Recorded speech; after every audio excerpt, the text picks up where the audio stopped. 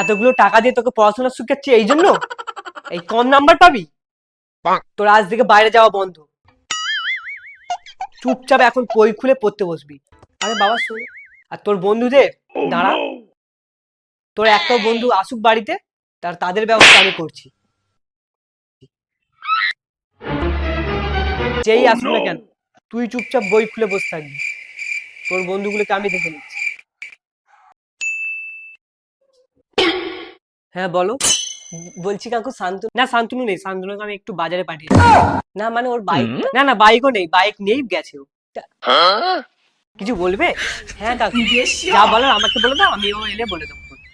না মানে ওই শান্তনুর বাইকটাই নিয়ে গেছিলাম, ওই চাবিটা দিতে আসার জন্যই ডাকছিলাম। এই নিন।